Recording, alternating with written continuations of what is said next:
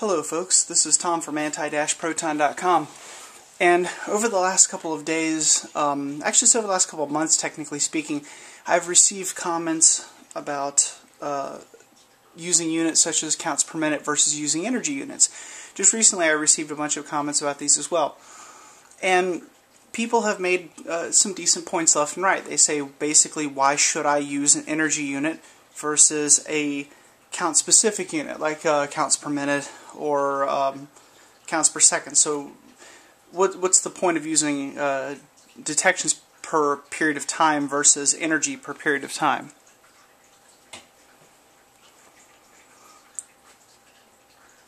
Alright, I'm going to see if I can try to explain this just a little bit. Instead of telling people what I believe to be true, I think it's more important that I prove my position. Because if I don't prove my position, what's the point of having a position? And I could be wrong, so I'll show you how I determine my position on this, and you can see whether you think I'm right or wrong yourself, which is perfectly fine. Science requires that people are able to prove things, certain things. Now there are some exceptions to this. If I try to explain to you that dropping an object it will fall, I don't really need to prove that, but this one maybe requires a little bit of proof, so let me do that. Before you have three Geiger counters, and these are real Geiger counters. They have a Geiger Mueller tube, and they, of course, display both counts per minute and at least one energy unit. Okay, this is the International Medcom CRM 100. I'm going to try to make this video short. People don't like my long videos, so I'll try to make it short. This is an SC International Inspector EXP Plus, and this is a Victorine Model 6 CDV 700. Alright, before me I have a tenth of a microcurie of strontium 90, tenth of a microcurie, and I have a tenth of a microcurie of cesium 137. Okay, and I've done all the math for this, so I'm going to kind of explain quickly the difference between them.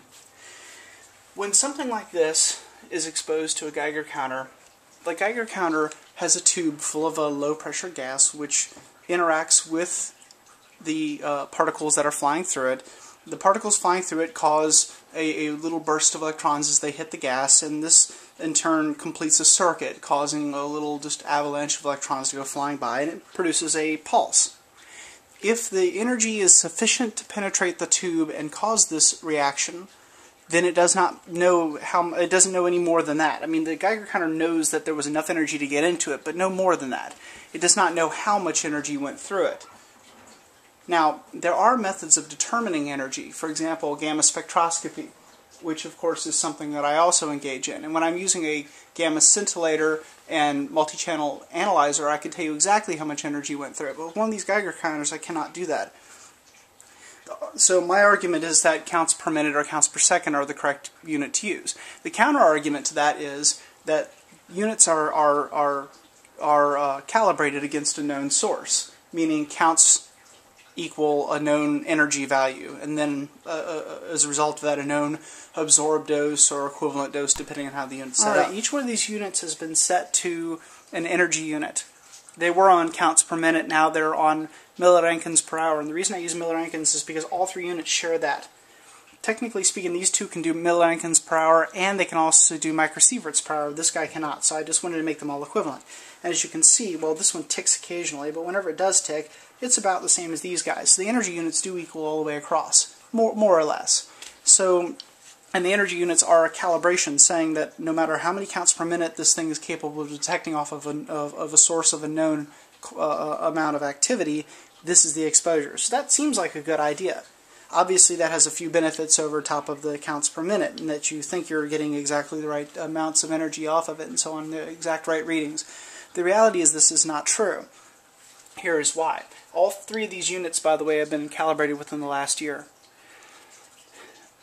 The calculation for this is a sliding average. It is a linear approximation. It means that if one count equals one quantity, that 10 counts equals 10 times that quantity, and 100 equals 100 times. Now it may be multiple, the conversion may not be completely linear, it may have multiple sliding points to it, depending on how they actually do the math inside of their systems.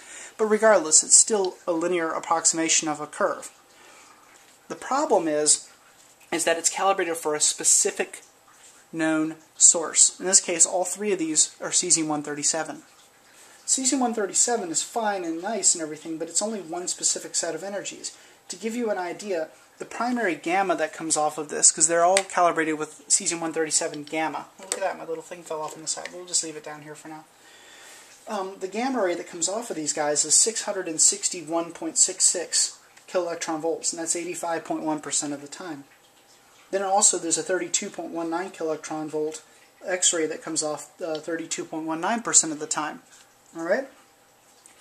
Now let's compare that to strontium-90, for example. Strontium-90 produces, for gamma, virtually nothing. Technically there is actually a gamma emission produced during the decay from yttrium-90, I believe it's yttrium-90 to a ground state. And that's actually pretty powerful, but you almost never get a decay off of yttrium-90 or strontium-90 and gamma. So we'd have to actually compare beta emissions in this case. The beta emissions from yttrium-90 and strontium-90 are incredibly high by comparison. Let's see if I can look this up here quickly. 99.98% of the time, yttrium-90, which is what the strontium-90 turns into, will produce a beta that is 2,281.4 kiloelectron volts. On average, that's 933.7 kiloelectron volts. And I say average because the energy of a beta is probabilistically distributed between the beta and a neutrino. So you actually get a distribution. That being said, even though this 1/10 of a microcurie of strontium-90 and this fully calibrated source of Cesium-137, even though they're both the same activity, plus or minus a tiny little bit, they're going to come out completely different on the scales. Let me flip them over. Let me open up the strontium-90. You keep the strontium-90 in here because it's nasty stuff. And as I put this over top,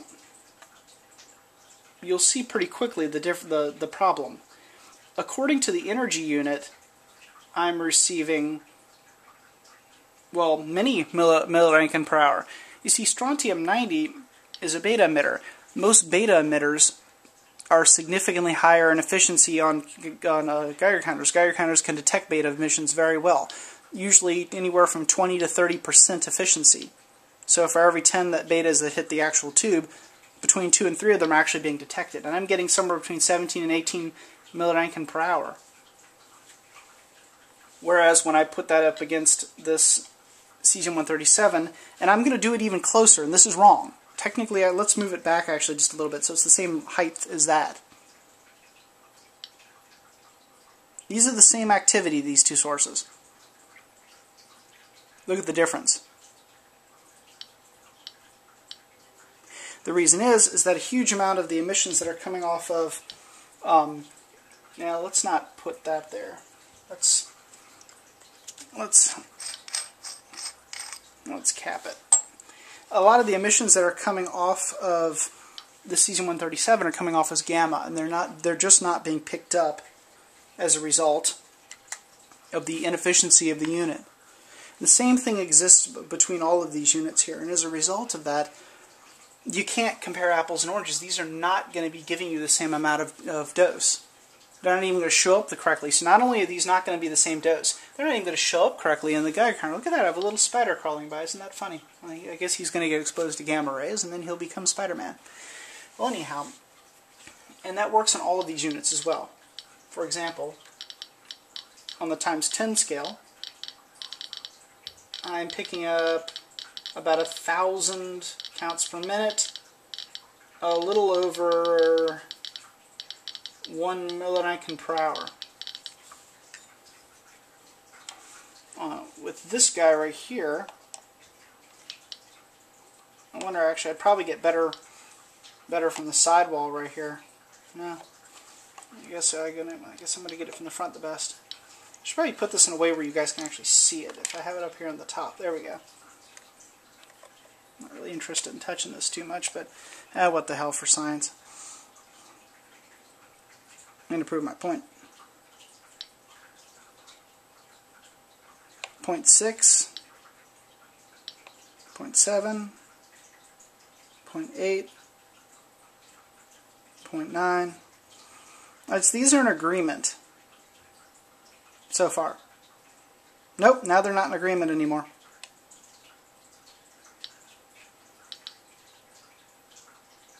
.5 2.5 millidanken per hour, give or take.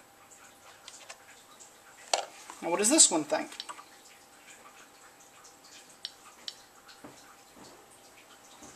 Surely these two should be similar if the energy units equal out. They're both calibrated exactly the same. Surely 2.5, right? Nope. So even calibrated the same, they don't come out the same. They're pretty close. Now you might be able to say the difference between these may be something to do with the way they were calibrated. Maybe actual procedures that were involved were different. And yet,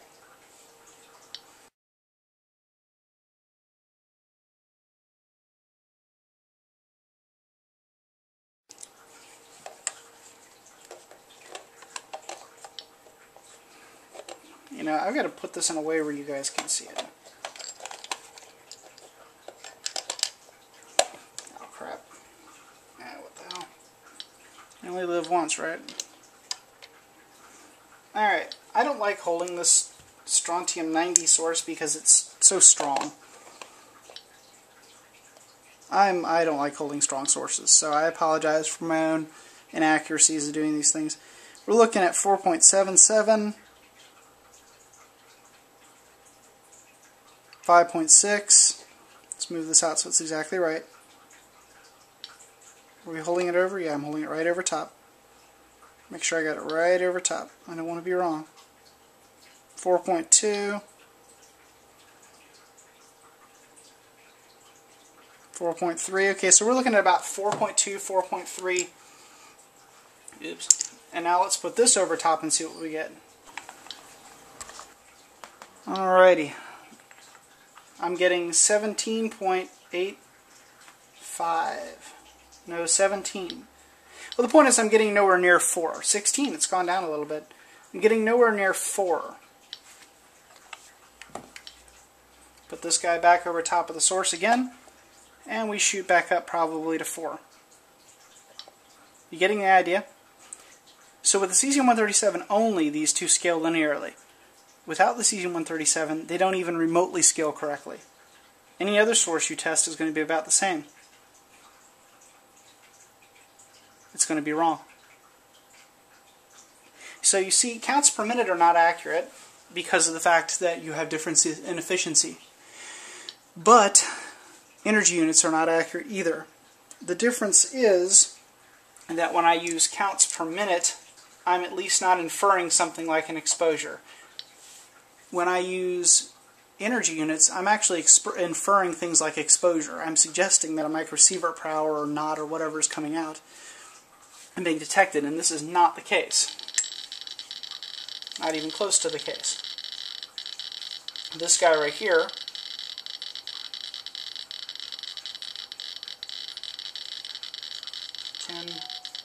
thinks that it's 100 millidanken per hour. No, 10 millidanken per hour. Sorry. 10 millidanken per hour is what this guy thinks. It's in between. Now let's see how these guys stack up against two lesser sources. This is potassium chloride salt that has, what is that stuff called? K40, which is potassium 40, beta emitter. And here's a piece of depression glass with uranium in it. Now this is my issue. The reason I don't like the CRM-100 as well as the pancake probe is because the pancake probe is actually capable of detecting radiation in this unit. In fact, the CDV-700 does too. But you'd have to carefully test this to even know if it was radioactive or not. Let me move this out of the way. It's not obvious that this is radioactive. With this unit, maybe a little bit. With the CRM-100.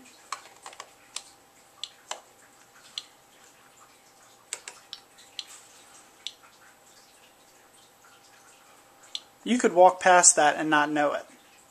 If you tested it carefully, you might. It's ticking a little tiny bit more than background, but barely. Back to counts per minute. We're looking at 15 counts per minute.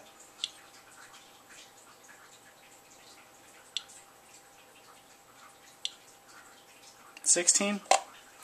And without the piece around, it'll probably drop down to maybe like 8 or 10. Or 19, it will go up. Wow, so much for detecting this.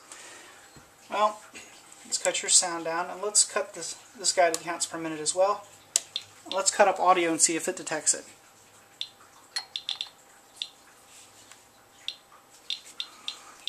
Well, look at that. So much for energy units. This guy right here is very much more sensitive. The point of the Geiger counter is not to tell me the exact exposure of this. It's not going to be right anyway. It's going to have radium-226.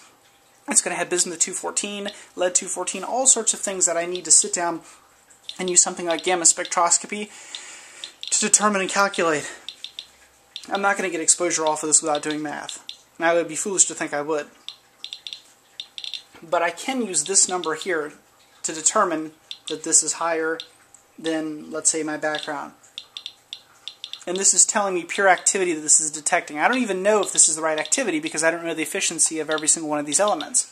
But at least I have a basic reference point right here. This detector is detecting.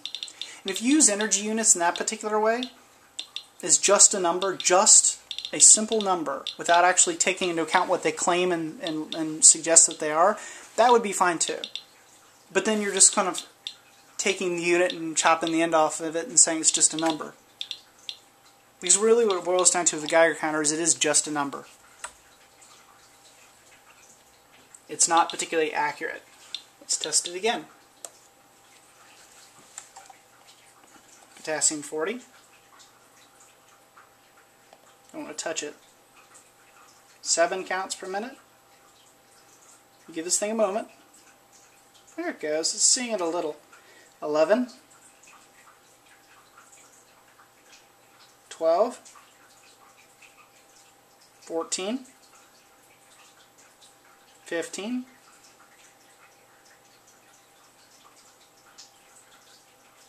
And it's fallen.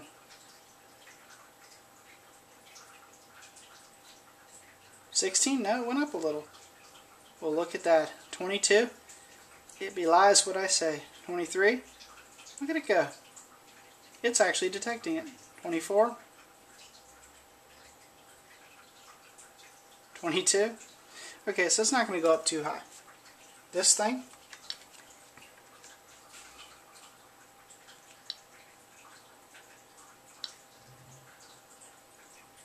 Give it 8 seconds. The time it usually likes. And I got almost 100 counts there. So I'm getting 50, 60 counts per minute off of this, according to it. So this is doing much better than the CRM100. Now let's see how this thing does.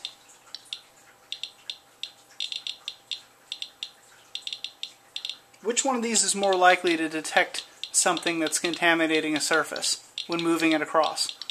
The most sensitive one is more likely to detect. As you can see, it's more likely to click with respect to a decay. And it's not that it's necessarily more efficient. They have the same gas in the tube, the same thickness of the tube wall, the same areal density, nearly the same energy is pumping through them. In this case, size is what matters. And there you go. I can't think of a better way to explain it than that. When it boils down to it, counts per minute mean very little because they have to do with your exposure. Like right here is not the same as right here. The energies expand all over the place. And just the very angle that the Geiger counter is pointed in makes a difference. And for that matter, energy units don't matter that much either because they vary widely all over the place. The amount of energy you see can be anywhere from a couple kiloelectron volts all the way up to several million electron volts. But at least with counts per minute, you're getting a relative number indicating a change in the radiation that you see, as opposed to an energy unit where you're getting a lie. Because we're not being exposed to 10 milliroentgens per hour, nor are we being exposed to whatever this comes out to next. 21. That's not correct. This has been Tom from anti-proton.com. What do you think?